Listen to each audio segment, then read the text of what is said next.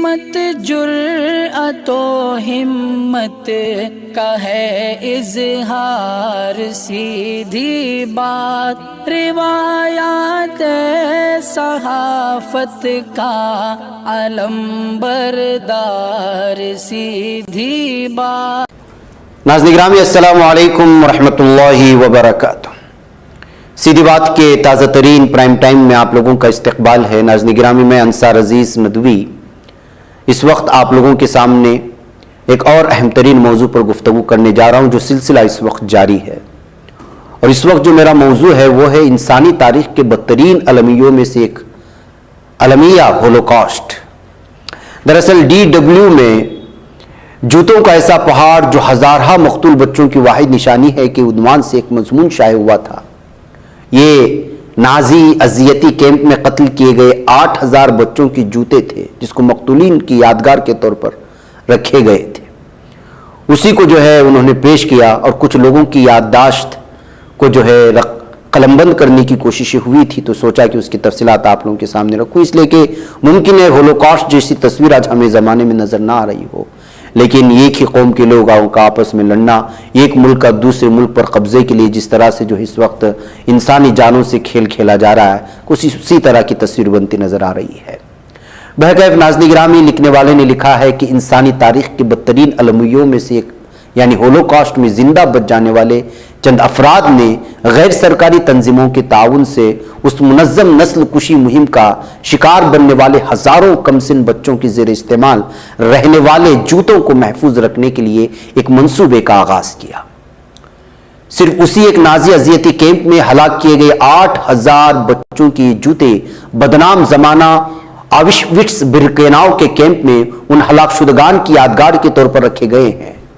ان ہزارہ جوتوں کے ایک پہاڑ جیسے ڈھیر کی شکل میں وہاں موجودگی اس کیمپ سے جڑی ہوئی ہولناک ترین یادوں میں سے یہ کا عملی ثبوت ہے۔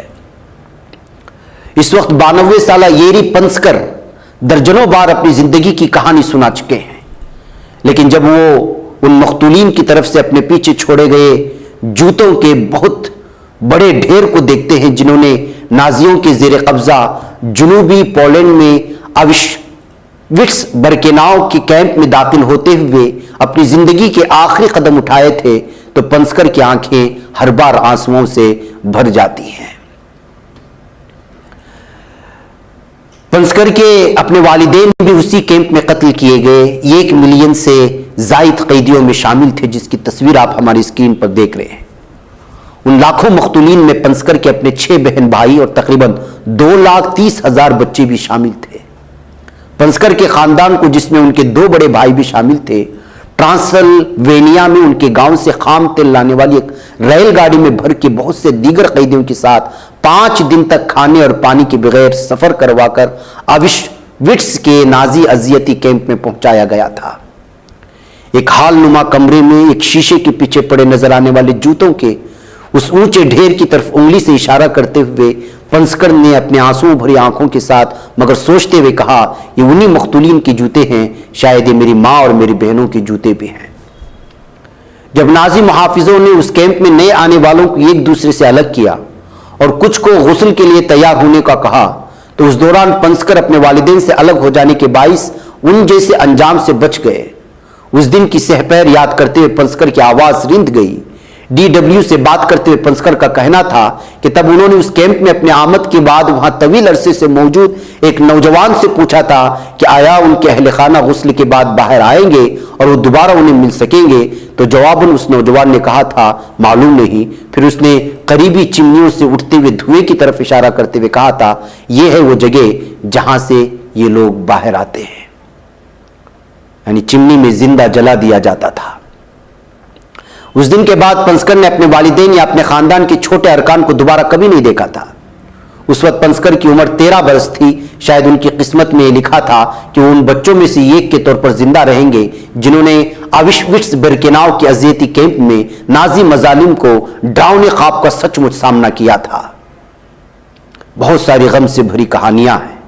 پلاسٹک کے دستانے پہن کر ایک چھوٹے سے بچے کا یہ اکثروں پرانا جوتا بڑی نرمی سے اپنے ہاتھوں میں پکڑے پنسکر اس بات پر زور دیتے ہیں کہ ہولوکاسٹ کے مقتولین اور متاثرین کی ان آخری نشانیوں کو محفوظ رکھنا کتنا ضروری ہے۔ وہ اداسی سے کہتے ہیں یہ سب کچھ ان ہزارہ بچوں کی یادگار ہے۔